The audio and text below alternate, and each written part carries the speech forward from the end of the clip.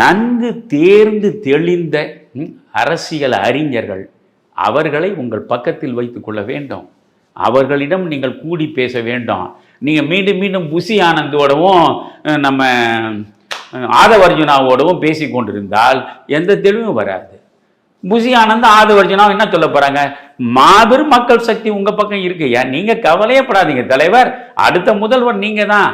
இங்கேருந்து புறப்பட்டீங்கன்னா நேராக Saint George கோட்டையில் அது கதவு தானாகவே திறந்துக்கோ, நீங்கள் உள்ளே போய் உட்காந்துக்கலாம். இதை தான் சொல்ல போகிறாங்க அவர்கள். அவர்களுடைய நோக்கம் தலைவரை மகிழச் செய்ய வேண்டும், அவ்வளவுதான்.